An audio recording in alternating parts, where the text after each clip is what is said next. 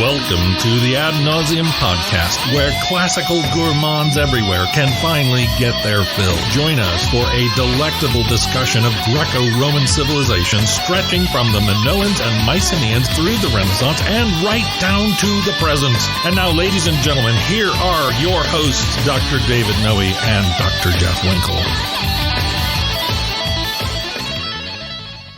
Welcome to episode 77 of the Ad Nauseam podcast. As always, my name is Dr. David C. Noe, and I'm here in the vomitorium with Dr. Jeffrey T. Winkle. How are you, Jeff? I'm feeling a little out of my depth today. Really? Yeah, because the pool we're swimming in is like your backyard pool. Okay. That's what I feel like, right? Is it, like people say, is it above ground, hovering above ground, or is it underground, like they like to say? It's underground. It's got the slide. It's got the diving board. It's got everything. Yeah, I prefer to say on ground. I see. In ground. Okay. People say, do you have an above ground pool or yeah, it's not above ground. Well, you've seen those big resting. ones. It's resting on the. It's not like hovering. Correct. Is that the problem? An above ground pool. Yes. So anyway, it's an in-ground pool. Are you okay with that? In-ground pool. In-ground pool. In-ground pool. Yes. Okay. So that's the metaphor I'm using. Got it. You hang out by this. You tan. You swim. But I've never really been here. Do I have one of those little foam things to hold my cold drink? Oh, without a doubt. Okay. Without a doubt. Right. So yeah, you're seeing it. You're a man of of many hats. It's right? true, but once you get past 1,200 or so, right. I get a little bit lost. Okay, all right. Yeah. It's like me with pop culture, all your references of synchronicity and Sting and so forth. I know what's going on there. Exactly. Well, we like to learn from each other. Okay, so that's what we're doing today. And what are we doing today? Well, we're talking about Erika Rummel, right, and Erasmus as a translator of the classics. This would be Erasmus of Rotterdam. Yes. Are there other Erasmi? I think there are. Yeah. Yes, he's the most famous one. Right. Now, I was reading that he spent a lot of his early life in Gouda. Yes. And I thought you'd have a field day with that. I would. Yeah, in pun-wise, perhaps. It doesn't get any Gouda than this. Exactly. That's all I wanted. That's all I need. Yes. So we got a shout out, don't we? And this is a friend of yours from way down south in Texas. Yes. He's bouncing around. He's originally from the Chicago area. Okay. But currently living in Waco, Texas. This is a good friend of mine, Eric Kaufman. Eric Kaufman. Yeah, we were actually roommates way back in the day. In graduate school? No, in undergrad. Actually. Oh, he is a Calvin graduate. He is. Yep. Okay. Great guy. He was trained as an engineer, but he was always one of these guys that's very interested in everything. I love this here where you say, structural engineer by training, polymath by nature? Yeah. He was just born with lots of math polyed up? Very, very, well, not so much math, but, he likes to know a lot of things. Okay. Yes, right. So he's a really good tennis player. Wow. Right now he's currently involved in a venture of inventing this kind of tennis caddy by which you can store all your tennis equipment and take videos of yourself. Is Bill Murray involved in this? It should be. Yeah. That's the tennis caddy shack? That's the pitch man he needs. Okay. Right. So his mind is always working on the next thing. That's wonderful. I like those kinds of guys. And I think he was one of the first purchasers of a T-shirt. He got an AN T-shirt. He did. Yep. He right. got the one with Heracles on it. He yes. sent me a picture of it. Yeah, so. the Quai Nocent Docent. Yes, that's the one. It's an Erasmian quote. You like that tie-in? Oh, man. What doesn't kill you makes you stronger? Quai Nocent Docent. Didn't even realize that. What about his wife? His wife, Alicia, is a brilliant woman. She teaches at Baylor University. She teaches history there. She's an expert on mainline Protestantism in America. Fascinating. Written a couple of books, and so they are. Wow. They're sweating it out down there in wacky Waco. Yeah, that's right. And they got two shout-outs here, Eric and Alicia Kaufman. Yeah. Yep. Thank you so much for listening. We really appreciate your patronage, the T-shirt buying, and especially being a friend to Jeff all these years. I know, that's got to be a hard road to hoe. Not easy. Shall we plug a product right here at the beginning? Go for it. Okay. Yeah, what do we got? Lingua Latina per se illustrata, or Latin teaches itself, like I like to call it. A program I've developed. Go to latinperdiem.com/LLPSI. Sign up for the course. We're thinking about raising the price. Oh, you are? Well, yes, it's been very popular. It's got lots of video instruction. You're in the classroom with me, teaching you how to either teach this textbook or learn Latin ab initio from the ground up. All right, so there's a groundswell. There is a groundswell, and you want to get in on the above ground pool before the price jumps. Exactly. All right. So check it out. Okay. So, Dave, you got our opening quote today. I do, and this comes from a book we're going to be using quite a bit in this episode, and it is called Erasmus, A Critical Biography by Leon E. Helkin. Okay. Translated by John Tonkin. Translated out from what language? It is from, no, I knew you were going to Don't even ask me know. that. German. German. Okay. Translated from German, unless it's French. I'll have to check during the break. Embarrassing. First published by Blackwell in 1987, and then translated into English in 1993. So here's the quote. Erasmus was 13 when his mother died of the plague. When the epidemic reached the students, the school was closed. Erasmus returned to his father, who died in turn, struck down by the same disease. Now an orphan, Erasmus was obliged, all too early, to exchange the innocence of childhood for the harsh realities of the adult world. He took pains to keep in touch with his elders, but too many memories linked him to his parents for him not to have been shaken to the deepest roots by his tragic loss. These memories, joyful as well as painful, Erasmus kept secret, for he was one of those who seek rather to forget than to remember their early years. The distressing complexes which illegitimacy, loneliness of heart, and poverty bring with them dwelt in full measure within this helpless adolescent. Ooh, that's a true hard luck story. It there. is, Yeah. really. Yeah, this would be, you'd see like in one of those bio backgrounds on an Olympic athlete with, with the violins in the background. Right. Look how much this person had to overcome. Exactly. Yeah. And that's Erasmus. It's reminiscent a little bit of the quote we read for Virgil. This is from Conte, right? His life was dedicated to almost unremitting toil over poetry. Yeah. So we know very little about Virgil. Now, we have a lot of information about Erasmus in his biography. Right. But similarly, he was never married. He, obviously didn't have children. He was just dedicated to a life of letters. 100%, that was it. And he bounced around a lot. Exactly. Yeah. Yep. Yeah. So born in Rotterdam, so Erasmus Rotterdamus, that's his, his demonym, right? Desiderius, name means lovey, right? Yeah, love. Yeah. That's Desired, loved. lovey. That probably maybe that didn't help in the schoolboy You don't years. think that No. helped? Yeah. And of course, then ended up dying in Basel, Switzerland in 1536. He's probably most known for the great controversy that he had with Martin Luther. And we're going to touch on that just a little bit today because it's fascinating. Right. Now, I remember a few years ago you did some traveling throughout areas of Europe kind of associated with the Protestant Reformation. Right. Did you go to any Erasmus locations? No, I didn't make it to Basel. Okay, didn't make it. Okay. Geneva, and went to Geneva.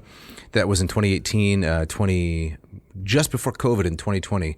Got to see Strasbourg and Paris.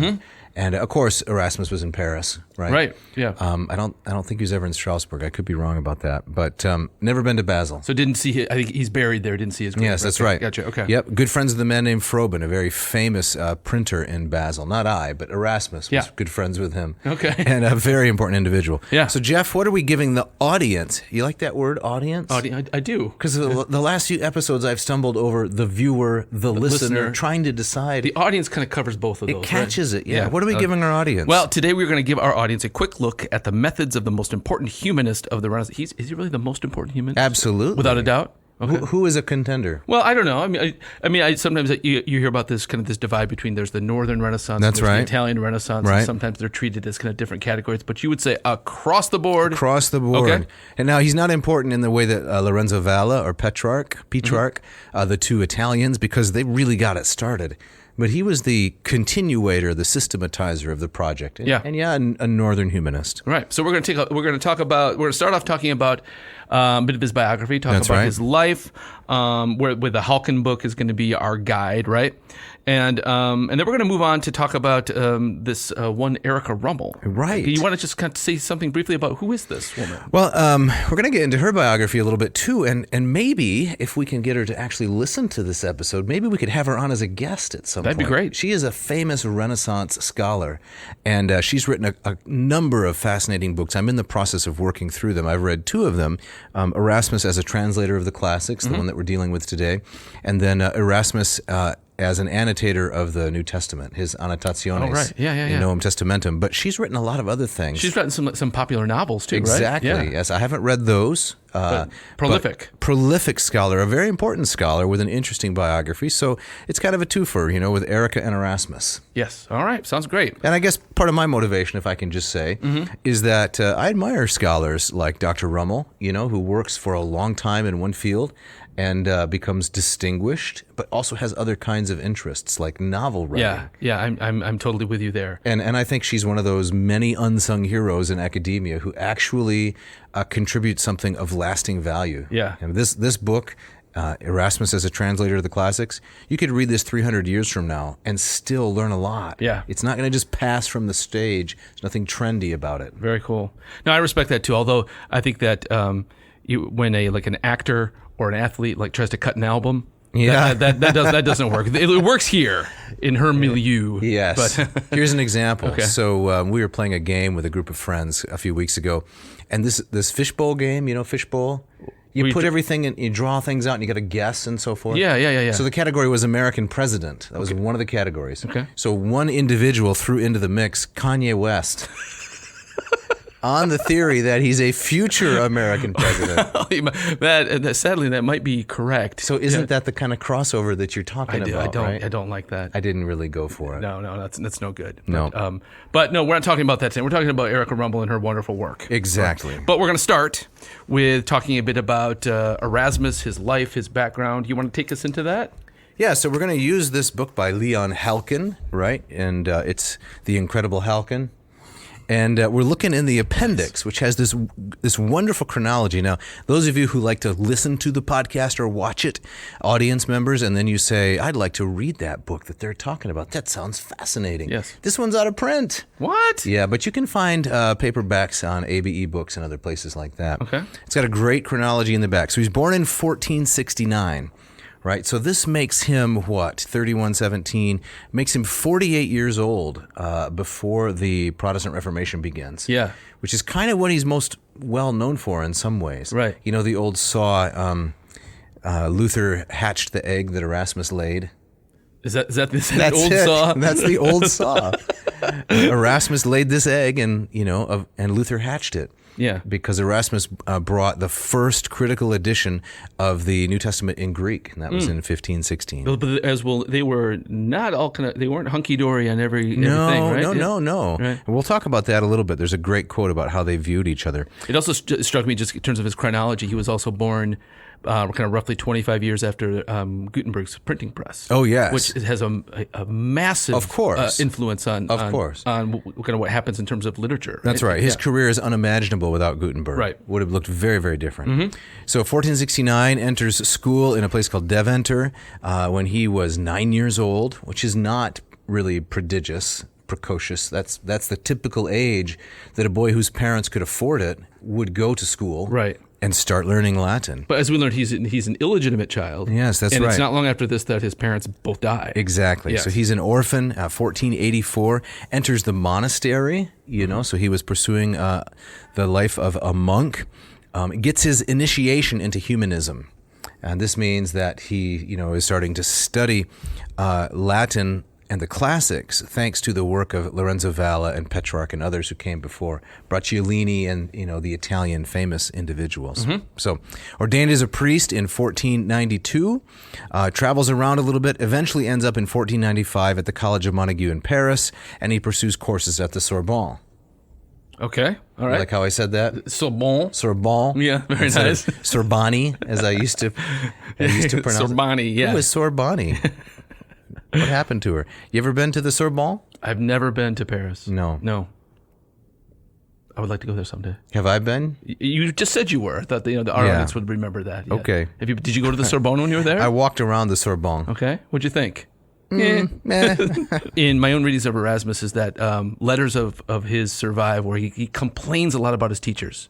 Yes. He did not like kind of the harsh discipline of many of them, and That's he right. disagreed with many of them. He seems to have been kind of an irascible kind of maverick who pushed back against a lot of what he came up against. Absolutely, he did. Yeah. And his efforts at reforming the church before Luther were not especially successful. And then when Luther came in and said, no, we need a more radical reform, Erasmus pulled back, it seems in part because he just didn't like Luther. And it's that same kind of contrary spirit. He didn't want to be swept away by that. Yeah. So he publishes Cicero's De Officiis, and this is what launches his career as a philologist, I'm just quoting from Halkin here, and an editor of classical texts. That's in 1501. Okay. So just a couple other big points. 1511, the praise of folly, the laus stultitiae, right, in praise of stupidity. Yeah. Or the moriae encomium. That's clickbait right there. Oh, absolutely. What a brilliant title. It is a great title. In praise of folly. Right. And that, of course, is going to launch his career all around Europe. Now he's famous. The next big date, 1516, he publishes the New Testament in Greek and Latin. And, of course, a year later with Luther's works, and then he dies in 1536. Can we pause? I don't know how off track this would take us, but I wondered if you could comment on. So he updates Jerome's Vulgate, right? Do you know what does he change? What was in need of tweaking? What needed to be redone? Right. So we're going to get to that for sure. All right. Yeah. In this episode, we're going to have some specific quotes about places where Erasmus thinks that Jerome has ruined the beauty and artistry that occasionally pops up in the New Testament. The figures of speech that are there. Mm-hmm. And Jerome just kind of flatly ran over them. And Erasmus says, no, we got to do better here. We got to clean this up. And he had better texts to work from. Did Erasmus know Hebrew? No. He did not. Not very well. All right. Okay. Well, you're asking me a lot of pointed questions here. Well, I mean, this is your swimming pool, sir. Yeah, so. All right. So get out the wacky noodles. So a quote here from Halkin. This is from the Paris tutorship. This gets us started. Okay. Right? So the time when he's in Paris. He says, what Erasmus objected to in the scholastic philosophy in which Christianity had become bogged down, and particularly in the decadent scholasticism which was taught to him, was its arid rationalism, its rigid systematization, its authoritarian moralism, its sterile logic, and its pretentious verbiage. It's quite a bit of pretentious verbiage right there. Yeah. He was not a fan of the four theological giants of the Latin Middle Ages, Gratian, Peter Lombard, Thomas Aquinas, and Duns Scotus. He set Jesus in opposition to Aristotle. Erasmus did, and he made fun of St. Thomas, denouncing him for his overdone Aristotelianism. Okay. So I can see a bit of Luther there, right? We don't need to be filtered through these guys. We can go straight to the text. That's right. You would think they would have a lot in common. Yeah. And originally they kind of did. Yeah. And Luther was seeking to recruit Erasmus as a trophy for the new evangelical movement that he was spearheading. Yeah. And at that point, Erasmus backed off and said, whoa. We have entirely different purposes here. I welcome some of the things you're doing in terms of driving people toward the scriptures, but I'm not going all the way and rejecting Rome. Interesting. Erasmus would not do that. Yeah. So he, Erasmus, is quoting again from Halkin, preferred the pagan Socrates to the Christian Scotus. For Socrates was, he said, quote, the most saintly of the philosophers who brought philosophy down from heaven to earth. Holy Socrates, pray for us. One of the guests declared or dared to say in Erasmus's colloquy, the religious banquet. Now that had to have been a bit of a hand grenade, right? You're right. He is sticking his finger in the eyes of scholasticism. Right. So in my broad understanding of one of the major differences between, say, the Italian Renaissance and the Northern Renaissance, which at least geographically we would associate Erasmus, is that the Italian Renaissance was much more rooted in a kind of slouching towards a secular humanism, and the Northern Renaissance was much more kind of Bible focused, but Bible focused through the eyes, through the pen of these scholiasts. Right. And so I think that makes Erasmus's take, his pushing back, all that much more pointed. And I think that in some ways he would, if he had done this, if he had been an Italian, right, that these kinds of ideas may have been more at home, or maybe, or would have just brought him into direct conflict with the Pope. I don't know. This is a long way of me saying is that Erasmus strikes me as a guy who he never really found a home. Right. He bounces that's around. That's absolutely true. Yeah. Okay. All right. Absolutely true. He never left the Roman Church, and but he got criticized from both sides. The Lutherans said, "Come on, Erasmus, you were saying all these things before 1517, and you greeted Luther's early efforts. Why don't you just go all the way and renounce the Roman bishop?" So he's criticized from the Lutherans. Exactly. Yeah. He was heavily criticized from by Roman Catholics as well, who said, why don't you denounce Luther in stronger terms? And he would say, look, I've already denounced him. Isn't that good enough? Yeah. But he was so sly and clever. He would not allow anyone to push him in a direction he didn't want to go. Right. And he had no time for papal infallibility. That's right. So he had his own issues with the Catholic tradition as well. Yes, he did. Yeah. Yep. All right, what's next? And that is his time in Italy. So this bears directly on what you were just saying a moment ago about the difference between the Northern and the Southern Renaissance. Maybe you can read some of this quote here from Halkin, the first paragraph here in chapter 8. Like all Northern humanists, Erasmus was drawn towards Italy. In England, he had discovered Florentine Platonism and developed a taste for good literature. The English humanists had shown him their source, Italy. In the 16th century, Italy was still, and was to remain for a long time, a mosaic of states and the combat zone for international greed. For Erasmus, it was at one and the same time the fatherland of ancient literature, the heart of the Roman Church, and the home of the new humanist movement. He was fully aware of this triple inheritance of pagan Rome, Christian Rome, and the Italian Renaissance. It was the land of Cicero and of St. Ambrose, of Valla and Pico della Mirandola. It was also the land of Bramante, of Botticelli, and of Raphael, but Erasmus never referred to them, though he called Petrarch the Prince of the New Eloquence. Okay, all right. So now we've got it sketched out there, don't we? Those three levels that you and I have often witnessed, right, in our travels in Italy. Mm-hmm. So when people say to me, you probably had this experience, should I go to Greece first or should I go to Italy? I typically say, well, if you go to Greece, you've got, I would say, the most beautiful place I've ever visited by far. So the natural beauty of Greece, I think, surpasses that of Italy. I would agree with that. But you really only have two cultures there, right? You've got the ancient culture, which is, of course, fantastic, and you have contemporary culture. But Greece, because of the Ottoman occupation, missed the Renaissance. Right, exactly. In Italy, we've got, 4 levels? Yeah. You've got antique, medieval, Renaissance, and contemporary. Right. So comparing a walkthrough of modern Athens and modern Rome are completely, radically different experiences. That's right, because it's just the levels the layers of time and culture. Right. Yep. So he was drawn to Italy. He spent time in Italy. He became a good friend of Manutius, a Venetian, a fellow from Venice who was a famous editor of classical texts and a printer. Mm-hmm. And so Erasmus was drawn down there, spent some time there, and eventually moved back north. Good to have connections with a printer. Oh, yeah. Right? And 2 different stints in England, as we'll see in time. Now, is he lecturing? Is he teaching? I mean, how is he making a living? Is it from his writings? Or? Right. Well, this is a common thread, a constant thread, I should say, in the whole biography of Erasmus, is that he never had the resources and the funds that he needed. This must have been enormously frustrating for someone of his talent. Yeah. So the Prince of Humanists, the most important scholar of his generation, maybe of the 200 years preceding or after, just really significant.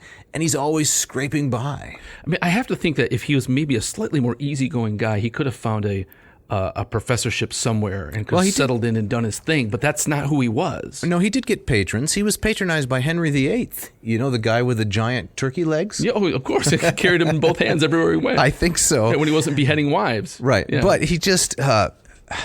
Erasmus just had a lot of trouble with poverty. It's not uncommon at the time, of course. The standards of wealth today are so enormous compared to what they had in the past. Very true. Yep. So then, Jeff, we move on from there to the success of Praise of Folly. Okay. This is what puts him on the map.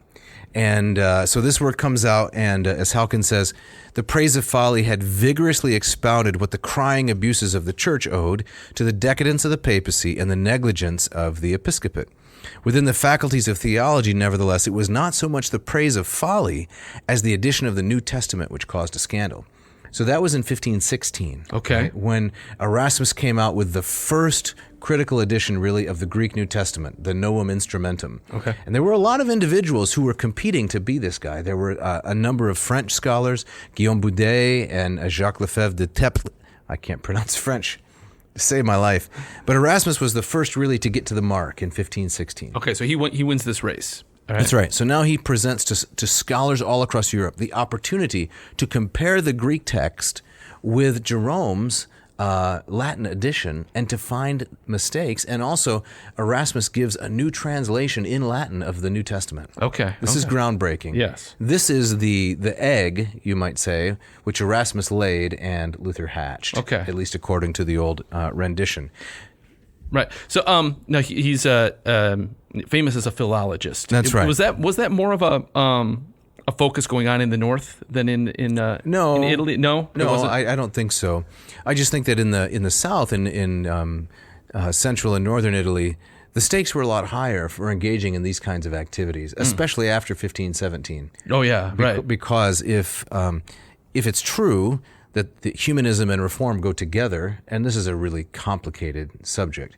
And in fact, if Professor Rummel listens to the podcast, she's probably going to come on and give me a tongue lashing, because you don't want to gloss over some of these complicated relationships. But nevertheless, in the North, where reform had more success, the connection between the study of the Bible and the new theology, as you might call it, was really close. Sure. And you couldn't do that in the South. Right. Well, and of course, you can't discount just kind of the gravitational pull and political weight of the papacy. Exactly. Too, right? The closer you are to it, I mean, the more you're drawn. The more you're drawn to it. Yeah. Right. Yeah. So Halkin says the philological critiques, these would be of Erasmus, disturbed the theologians who saw there a process of undermining aimed at shaking the foundations of the truth. Erasmus was to be accused of recklessness, error, and heterodoxy. Oh my. Okay. So what kind of happened is, because he was so independent-minded, as he begins publishing these things, Praise of Folly, which is like a Lucian satire. It's like he's compared to Petronius after he writes this, the Dinner of Trimalchio and so forth. He had kind of gotten his own raking over the coals. So then when Luther came out, Erasmus says, look, I've kind of been through this already. I have been, the butt of many jokes and insults. I don't want to go all the way with reform. I'd rather stay within the safe confines. Yes. Okay. All right. So the Praise of Folly puts him on the map. That's right. Gives him a level of infamy as well. Celebrity and a little bit of infamy. Yes. That's right. Mm-hmm. So we go on then, and we're going to go right into the heart of the conflict between Erasmus and Luther. Okay. And this is still dealing broadly with his biography. And here, let me just read a little bit of Halkin here. From which chapter is this? From the biography. This is a fantastic book. Chapter 15. The relations between Luther and Erasmus, after they had become bogged down in polemic, were in the strictest antipathy, according to the classical schema of the incompatibility of character. They didn't like each other. They didn't like each other. They had by nature, right, kind of like your friend Erika Kaufman, by nature a polymath, right? Yeah. They had incompatible characters or temperaments by nature. So they ultimately could not get along. Wow. Imagine if we got those guys on a podcast. Oh, that'd be fireworks. That'd be great. Yes. Yeah. Have you seen the Lutheran insult generator online? No, but I can imagine. mentioned this to you before, right? You haven't taken a look at it. Yeah, you go to the website and you just press a button to hit me again, and it will randomly generate one of Luther's many insults. Maybe Michigan could put that link. Yeah, that would be good if we can find that. So it continues here. Luther declared that Erasmus was lacking in piety, and even in sincerity. He called him Dr. Amphibolus.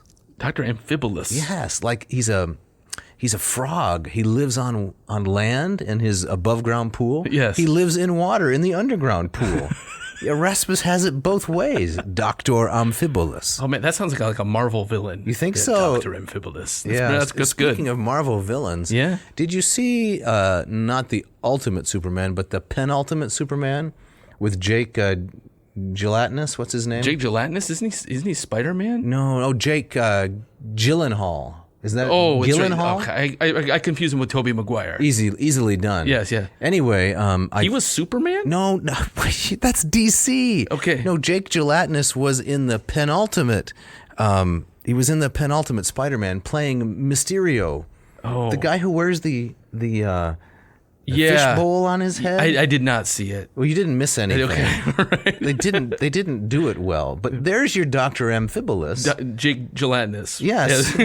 Why is he wearing that fish bowl on his head so he can live underwater? A couple different realms. He wouldn't wear that if he was not Amphibolus. That's right. So, according to Luther, this is Erasmus. Okay. On the other hand, as the quote continues, thanks to the incredible Halkin, for Luther, Erasmus reproached Luther for being excessive and unpredictable.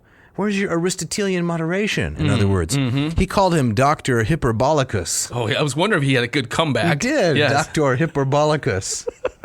You like that? That's great. For Luther, everything is World War III, right? Yes, in other words, right. No, he can't take anything with a grain of salt. Now, are they trading these barbs in letters? Oh, of course, in print. Or in like works that they're publishing. Is that Well, letters that they publish, right? So an open letter to so and so. So this is like rap artists dissing each other. Absolutely. West Coast to East Coast. You're beyond me now. Okay, all right, I don't okay. know what's going on there. Okay. Can we stick to Dr. Amphibolus Please, and Dr. Hyperbolicus? Let's bring it back. Okay. For Luther, Erasmus was a profaner. He was no longer even a Christian because he wouldn't decide for the truth, even though he'd say, Luther's probably right, but I'm not going to leave Rome.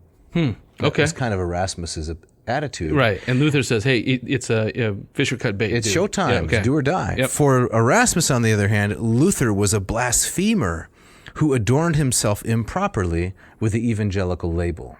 A blasphemer. Yeah. Okay. Because Luther would, call down curses on Rome and say, the Pope is the Antichrist and other kinds of, standard Protestant polemic of that era. Yeah. So they had a major falling out. Do you think that Erasmus's stance is? Do you think he held out a desire for a unified church, or was Yes. he was just grudge holding? Well, probably not fair to say to a dead man. I mean, about a dead man. Yeah. I've rehearsed this principle in class many times. Let's see if I can remember it. Nil nisi bonum de mortuis decendum est. Yeah. You should say nothing but good about the dead. Yep. It seems to me a little bit as I read the biographies of these two men, and I've tried to do my homework, that maybe Erasmus was a little bit jealous of the celebrity that Luther had gotten, because Luther, became so much more famous than Erasmus. Luther is a good humanist of his own, on his own, right? He could write fantastic Latin, but he's no Erasmus.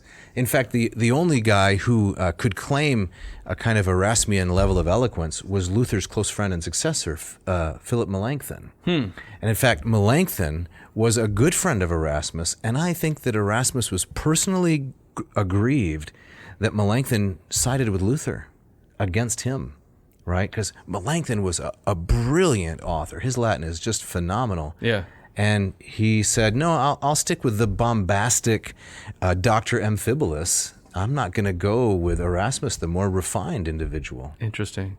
I mean, it seems clear to me that an interesting idea that if Erasmus was jealous, but I think Luther had much more of a stomach to slug it out in the ring. Absolutely. Than Erasmus ever did, Erasmus right? had no stomach for No, that no, whatsoever. Right. Although he could, in print, be very acerbic, very barbed.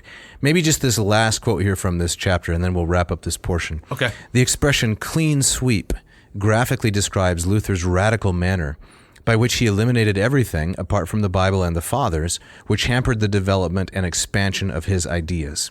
Now that's controversial, right? I don't think Dr. Rummel necessarily would agree with that. And as I read other scholars of this time period, Luther's not quite as radical as maybe the biographer presents him here. Okay. But it's for the sake of showing off the superpowers of Dr. Amphibolus. Yes. In denying the supreme authority of the visible head of the invisible church, the Pope, Luther harshly contradicted the ecclesiology inherited from the Gregorian reform, so going all the way back into the medieval period. Okay. All right. So that's it in terms of where we stand with a quick sketch of Erasmus' biography. Great.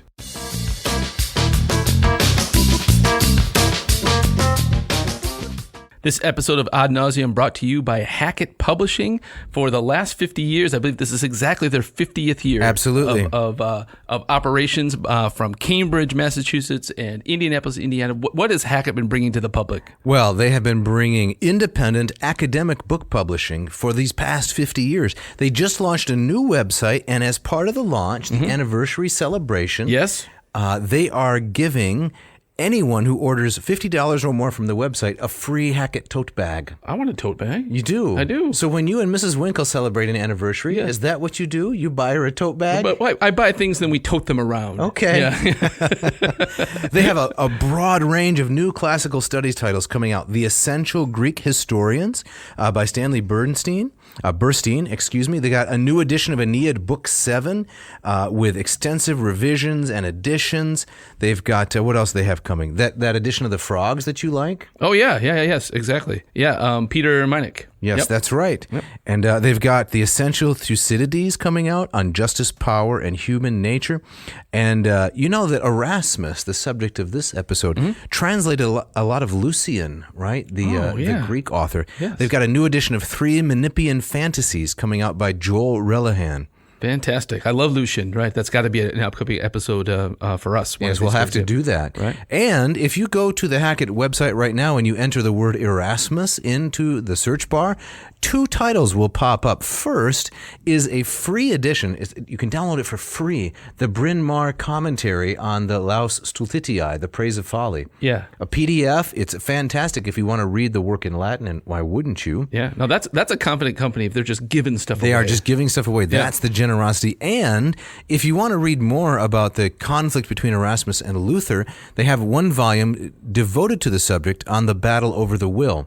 So this is edited with notes by Clarence Miller and Peter McCardle, with an introduction by James D. Tracy. So they have selected things from Erasmus and Luther on this subject of the free will and put it into 1 nice, handy volume. Very impressive. You can get the cloth edition for only $48, the paperback, or an examination copy if you're a professor for $3. That is a bargain. So listeners, if you want to take advantage of all this stuff, you go to hackettpublishing.com, find the text that you want, drop them in the little tote. The tote. The digital and tote. Get a tote. And get a tote. And you will get 20% off and free shipping if you type in the coupon code AN2022. You can be like that NPR personality, Jeffrey Toten Books.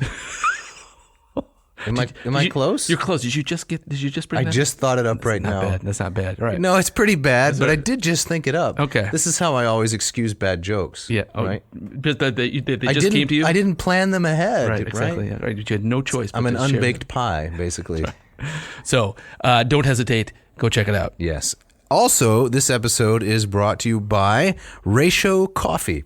And we have a little special thing today, don't we? We do. In the ad? Yeah, we have it's a product review. A product review from a website that can't spell, apparently. Kitchen. Why? Kitchen without an E. Yeah. No E in kitchen. Nope. They're taking the E out of the kitchen? I guess so. This is an article by Lisa Friedman, published July of 2021. And there's some great stuff in here, Jeff. Why don't you read a little bit of this? Okay, What's the headline? The headline is, I waited months to try this trendy coffee maker that kept selling out. Wait for it. It was worth it. It was worth it. Yes. She says, Lisa says, have you ever wondered what would happen if a Chemex and a drip coffee maker had a baby? Constantly. Jeff, this is what keeps you awake at night. I have no idea what is a Chemex. What? I don't know what a Chemex is. Chemex is the pour over. This is the fancy cone kind of thing. See, Okay. You are so indoctrinated into the racial world. I don't want to think about any other machine. Right. So Chemex is the point. So if that and a drip coffee maker had a baby, right? This is what you get? Yeah, and Lisa says, no, you probably haven't, That's because true. you likely have other things on your mind. Regardless, I have that answer for you. It would look like a Ratio coffee maker. Okay. Allow me to explain. Ratio is a coffee maker company based in Portland, Oregon. It was founded by Mark Helweg, who didn't understand why the automatic coffee maker hadn't evolved much over the years. Bothered by the fact that coffee drinkers had to choose between either a complicated brewing method or a way too simple one, he set out to design a new machine, one that makes pour-over coffee, that's your Chemex, as easily as making a pot of drip. That's very, very true. There we go. Yeah. So she goes on, see, the magic of a pour-over coffee is not to be underestimated. It creates a robust, more flavorful brew that's smooth and hardly has any acidity. Yes, but she says nothing in here about brackish tang. No, well, I think that's the clear subtext. Is it? Yes, exactly. When she says hardly any acidity, that means no brackish tang. And she doesn't talk about off-gassing, does she? Or the bloom, the bloom stage. She's getting to the bloom. Continue, please. We might have to drop a note to this woman here. Dear Lisa. Yes. Where's the bloom stage? So it's a longer brewing process compared to drip coffee, so there's more intricate flavor extraction. I like the sound of that. I do, yes. But it also requires hands-on time. You have to stand there and, here we go, and bloom the coffee and carefully pour the water around the ground. See, I don't know. Can bloom be a transitive verb? To bloom? Bloom the coffee? I don't think so. No, she's verbing here. I do some gardening. Do you do some gardening? Gardening? You do some garmenting, I can see, yes. thankfully. My wife likes to do a lot of gardening. Okay, so does the lovely Mrs. Winkle ever say to you, I'm going to bloom my roses today? She's never said anything. That's like not that. a transitive verb. That's right. No. Anyway. I think she's snapping and bebopping. Okay, keep going. All right. So she says, no stepping away to blow dry your hair like you could with a drip coffee maker. She says the ratio is an automatic coffee maker that makes pour over. It blooms. There she goes again. Here we go. Yeah. Transitive verb. It blooms the ground and does a careful pour and everything. Oh, and it's freaking gorgeous. Okay. I wanted one. The only problem was that lots of other people did too. The machine was constantly selling out and it took months to finally get my hands on one. After patiently waiting, I've been using a Ratio 8 for weeks now. That's your machine? That's mine. The 8 is the, I don't like what she says here. The priciest model, let's euphemize that. The 8 is the less attainable model.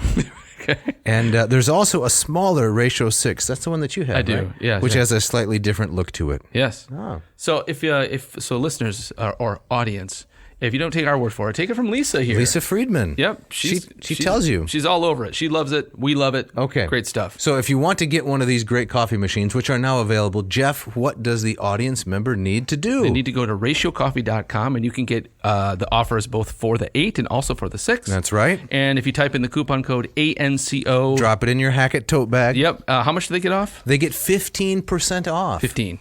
Yes, so check it out. Take our word for it. Take Lisa's word for it. Do it today.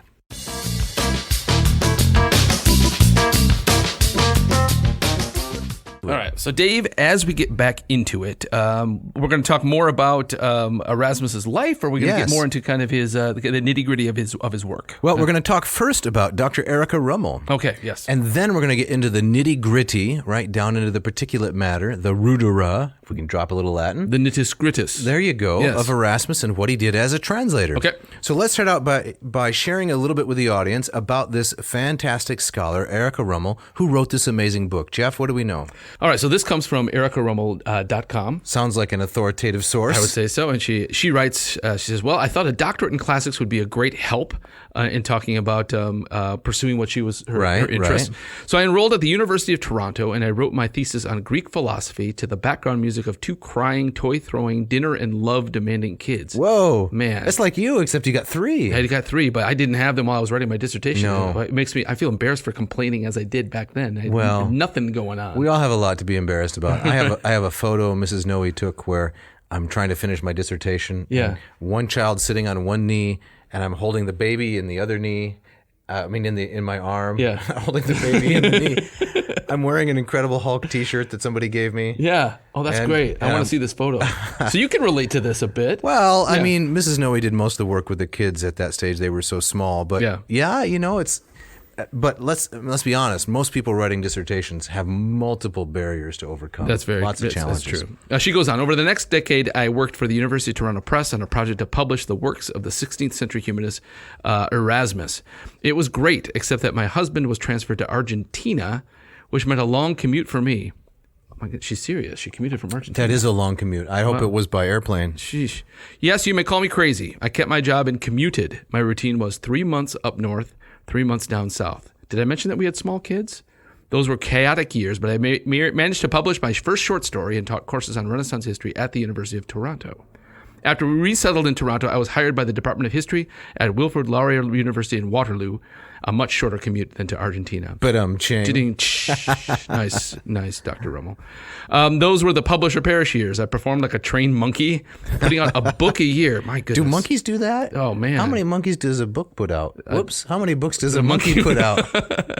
So she put out a book a year, and she was rewarded with a full professorship. Yeah. So here are some of the titles. All right. A Noble Affair, the correspondence between Alfred Nobel and Sophie Hess. All right. Interesting. Mm-hmm. The Humanist Scholastic Debate in the Renaissance and Reformation, which won a Book by Choice magazine award. Very nice. Actually, that's the next one I'm going to read. I just checked it out of the library today. This very one, okay. That's right.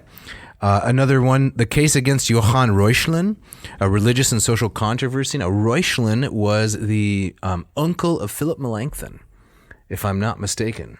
Okay. And it's a riveting story of how he got into all kinds of trouble. All right.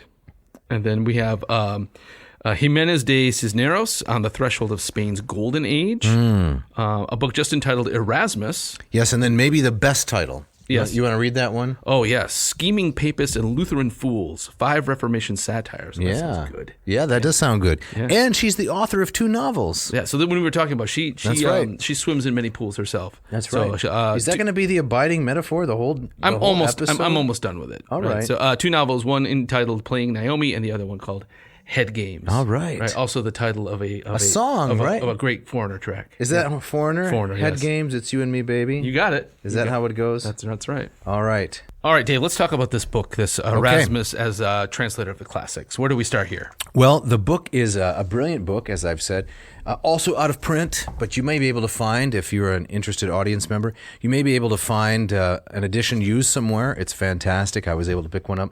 Divided up into 7 chapters and a conclusion. All right. I like a book with 7 chapters. That's very approachable. It's manageable, right? Yep. This is a brilliant monograph. Yeah. Is it it's like user friendly? How approachable? How approachable is it? If you have no knowledge of Greek and no knowledge of Latin, you may not enjoy it all that much. Okay. However, she not only gives Greek and Latin in the text itself, but then she translates all of it. And she is herself a good translator, I would say. Okay. So the first one, chapter 1, First Steps, Erasmus's Greek Studies. And I want to begin with this quote because it's really indicative of the whole work and sets the tone. She says, quoting Erasmus, "No Latin expression," said Erasmus in the Copia, one of his works, "can approach the charm of a Greek one when we allude to a passage or remark of some author." Okay. All right. His appreciation of the evocative qualities of the language, that is a Greek language, and its subliminal appeal was, however, coupled with a recognition of its value as a currency in the learned world. Erasmus recognized its exclusive character.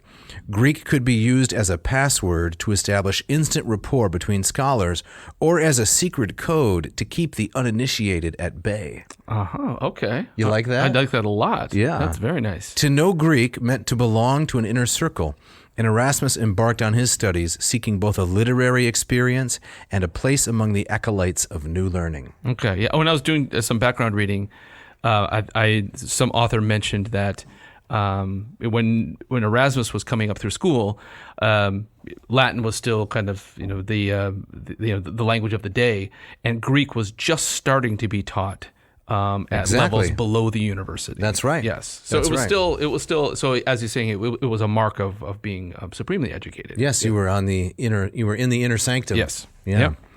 And on the very next page, right, this sets the tone for the book as well. I need to share this part if I can. Erasmus regarded his translations from the classics not as an end in themselves, but as a means of perfecting his skills, as a useful exercise, preparing him for the greater task of editing and interpreting ecclesiastical texts. So that's a dominant theme, actually, throughout the history of studying Greek and Latin. Right? How does one approach the subject of talking about something like the Trinity or, the will of man, the incarnation? Well, you don't just set a young scholar loose on some of these high and lofty doctrines. They first have to kind of work their way up to really significant things by practicing on Xenophon, Virgil, Aristotle, Plato, something that, the stakes are lower, you might say. Right. Yeah. Okay. All right, Dave. So what are some of the things that Erasmus translated that demonstrate his skill? Yeah, I think you'll really like this because these are 2 authors you're very fond of. Okay. He translated Lucian. Yes. Right? The satires and so forth, the Menippean satires.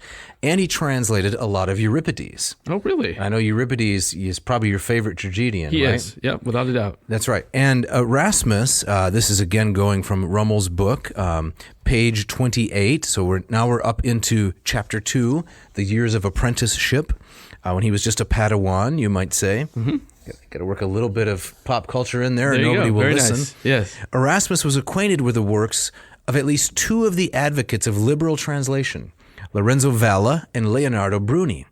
In the preface to his translation of Demosthenes' Pro Ctesiphonte, on behalf of Ctesiphon, Lorenzo Valla lays down a number of principles of successful translation that are manifest in Erasmus's version. Here we go. The translator must demonstrate rhetorical skills. Greek has a greater range of expressions and grammatical structures than Latin, and the translator must therefore have a fertile and creative mind to discover suitable equivalent modes of expression. quote, often the Greek character of speech must be abandoned and a new figure of speech must be created and devised. Okay. So, break it down. Unpack that a little bit for me. So, what exactly is he saying about kind of the differences or the advantages of Greek over Latin? Right. Well, Greek is a far more flexible language. Mm-hmm. I'll just give one example.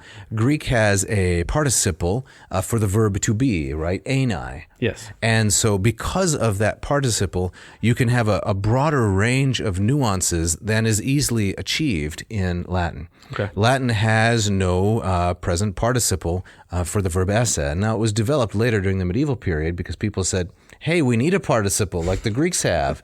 And it just seemed to have naturally arisen in the language on that basis. There were protests in the street. People demanding exactly. Give us the participle. Right. So you have works like Aquinas' De Ente et Essentia on being in essence. That ente there. That's the participle. That's the participle. Yep. Cicero could not have used something like that. The form didn't exist. But Greek had it forever. Mm-hmm. Greek also has these particles, right? These particles are these little, mostly monosyllables, de, ge, gar, all of these. Yeah. And I like to liken them to seasoning, right? Mm-hmm. You don't sit down and eat a whole bowl of cinnamon, but if you put 1/8 of a teaspoon of cinnamon into something, it can change the whole character of the dish. Exactly, right. And that's what a particle is like. Latin doesn't have particles. I mean, it has very few. And masters like Cicero, they tried to imitate the flexibility of the Greek language. Yeah, I once had a professor tell me that the g right. in Greek, he says it's the stamp of a foot. Stamp of a foot? Was this Rich Weaver's? No, this is a grad school professor. Because Richard Weaver's our professor. He'd love to talk about g. He did. I can hear. Yes. I can hear him saying it. I can hear it too. Just this and g, gar, all of those, de and day, and so on and so forth. Yep. So we have Erasmus translating Euripides from Greek into Latin. And I'd like to just read just a little bit of this if I can. So this is from lines 1467 to 1475. Of what play? Of his translation of, I think it's the Hecuba. Okay. You like the Hecuba? It's not my favorite, but I like Euripides across the board. Okay. Yep. So the Hecuba, she is Priam's widow. Yes. Right? And she and Odysseus are in some kind of a big quarrel about what's going to happen to the rest of her family. Right. So we have, the original Greek goes like this: Parade leko fae psamathon heleso menai kulia pente konta koragamus nereos echo rausan, something like that. Mm-hmm. And we've got Erasmus turning it into Latin poetry, which, I mean, let's give him some props right there, right? Yeah. That's a pretty amazing thing to be able to do. That's huge, yep. Dane niperaequer condiguli leveque perspatium sabuli, aequoreo sata turba sene, nexus auroribus edecies, quinque agitatque rotatque coros, orbibus enumeris, meliculo pede replicitis connubium levibus concelebrans coreis. Very nice. Very nice, yeah. And then we got the English. Then by the sea, by the smooth expanse of glistening sand, the numerous children born to the old man of the sea, a band of 10 times 5 sisters, dances and twirls in countless circles, entwining their supple legs, celebrating the wedding with light-hearted dance. Right. I like that English translation. Yeah, that is good. That's right. Dr. Rummel. She did a nice job there. Very nice. But the corresponding lines of Euripides, in some sense, Erasmus has taken quite a few liberties at this stage in his career as a translator. Okay. So we have the English of the Euripides, then along the glistening sand, forming a circle, the 50 daughters of Nereus danced the wedding dance.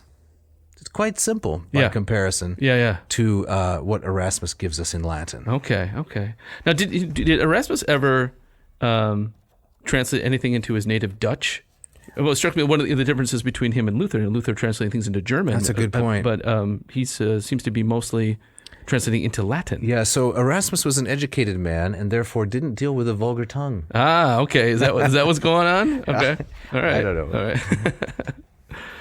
All right, where do we go from here? We skip ahead to this competition. You were talking about rap battle before? Yes, is this one of them? We skip ahead to this competition between Sir Thomas More, the man for all seasons, and Erasmus over the translation of Lucian. Now, these guys were good friends. They right? were very good friends. Yes. Exchanged a lot of letters. And, Thomas More, the famous English humanist, right, who ran afoul of Henry VIII when Henry wanted to, adopt reform. And Thomas More said, no, you can't do that. So this is chapter 3. And here's some really interesting material about how Erasmus approached his work as a translator. As in all of Erasmus's translations, this is page 60, we find a good number of free versions, many chosen for idiomatic reasons. For example, we have this Greek word, aparosi, literally they are at an impasse. Erasmus translates as high rent, they are stuck. So to be at a loss, how are you going to get that across in Latin? He chooses this hiereo, to be stuck in a place. Yeah. It's a brilliant rendition, I would say. Yeah. All right, Dave, now you're going to tell us about some time that Erasmus spent in Cambridge. That's correct. And translating some Plutarch. Yes. So this was his second visit to England. He was invited there by Henry VIII before all the trouble broke out. And Professor Rummel shares with us some interesting insight into how Erasmus approached his work as a translator. Okay. How he's imitating Cicero, in fact. All right. The Ciceronian device, this is page 76, of using two synonymous expressions for one single Greek phrase, which we have already encountered in earlier translations, is also represented in this piece of work. The piece of work here is how Erasmus took Plutarch's Moralia, a collection of stories about how to behave. He brought that into Latin from Greek. 3 examples of this practice will illustrate the point. So we have se armant ac muniunt. They arm and fortify themselves. This is his translation of haplizontes hautus, arming themselves. So you've got one Greek participle, haplizontes, right? And haplizontes, and that's the verb haplizo, to take up arms, like The hoplite. like hoplite, exactly. So Erasmus says, how can I get this haplizontes hautus, arming themselves? How can I represent that accurately in Latin? Well, a common trick is to take one Greek word and represent it with 2 English words or This is Latin words. something that Cicero did. Yes, Okay. Cicero did this in his translations all the time. Okay. So he says, I'll say armant ac muniunt.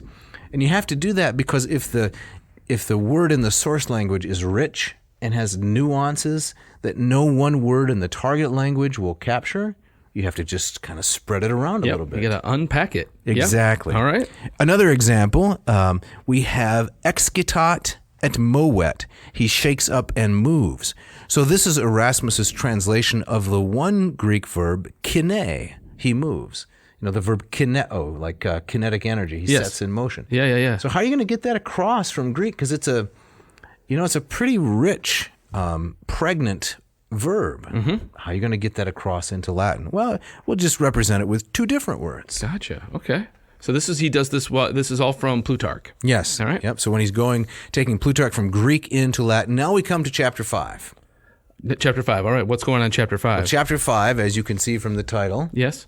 Philology, the Handmaiden of Theology, the translation and annotation of the New Testament. Exactly. This is the thing that got him into some hot water. Definitely. All right. Now, Professor Rummel, she may be cheating a little bit here because, yes, Okay. I know. She says here at the beginning of the chapter, our study of Erasmus's translations has been limited to the classics.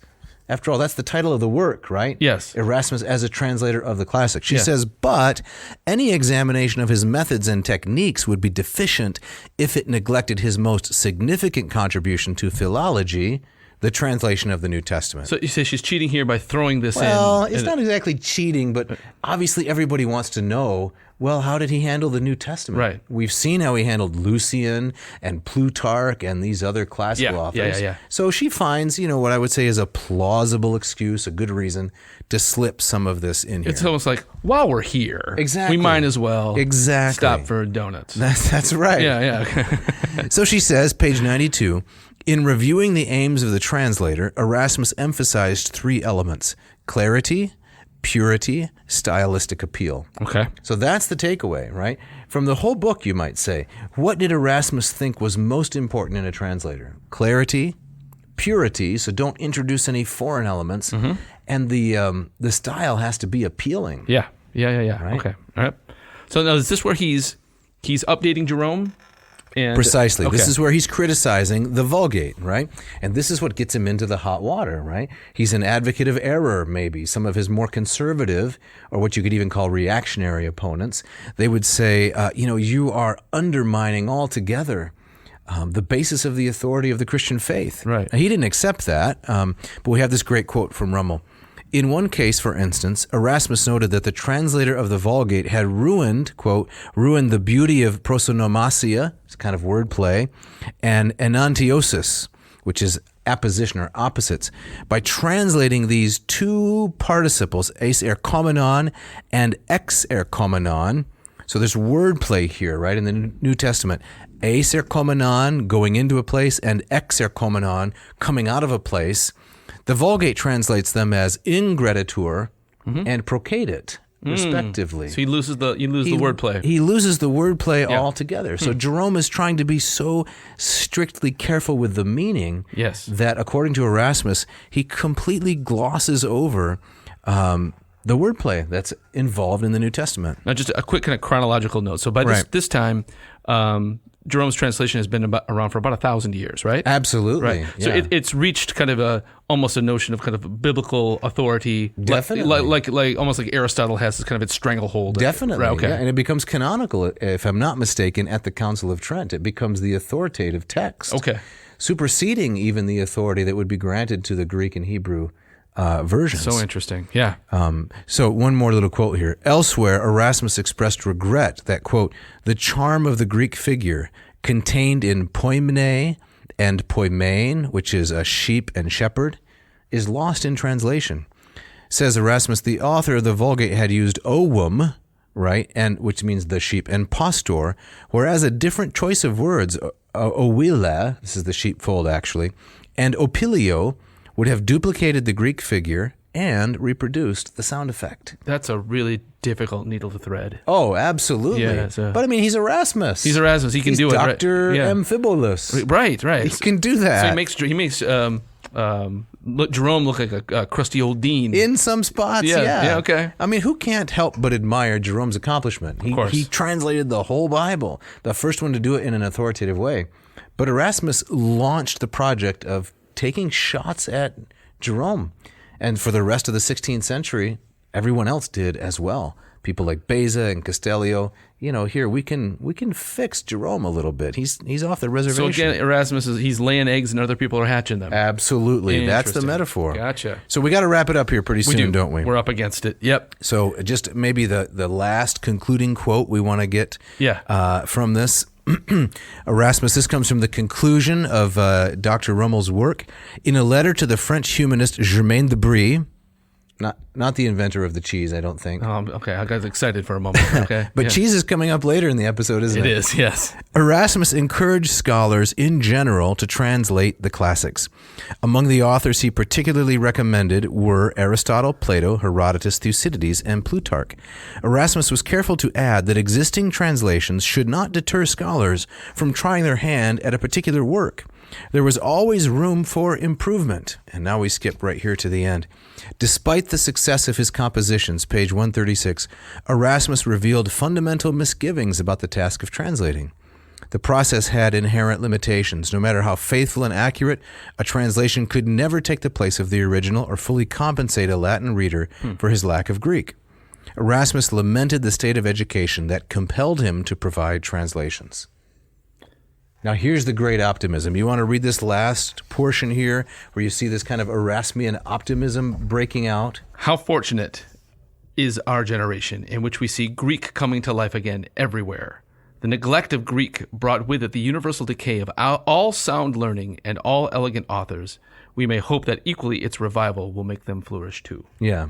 What do you think? That's very nice. It is nice, right. But I don't know if that optimism that eventually enough people would know Greek that we would no longer need translations. Any educated person would be able to read the Greek or Latin directly. Yeah. I don't think that's ever really happened. Never happened. But it's a counterbalance to kind of his grumpy personality that we've been skirting around throughout Right. this episode.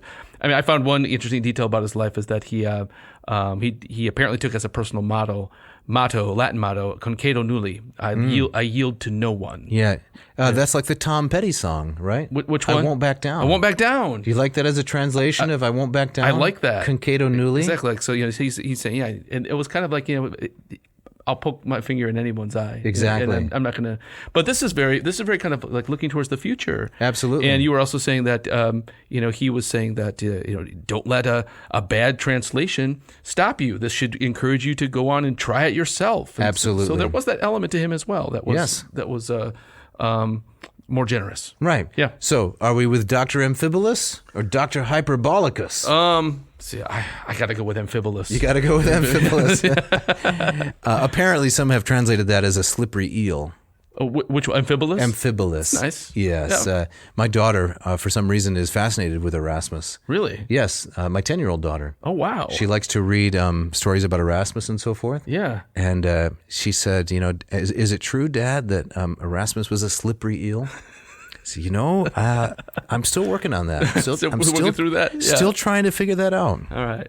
Well, we got to get out of here. But before we do, Dave, tell us a little bit about the Moss method, would you? Yes, I'd love to. So if you're thinking, that Erasmus, he knew some Greek. I should learn some Greek so I can read these things too. That's a good thought. You should focus on that, I would say. Go to mossmethod.com. A rolling moss gathers much Greek, I like to say.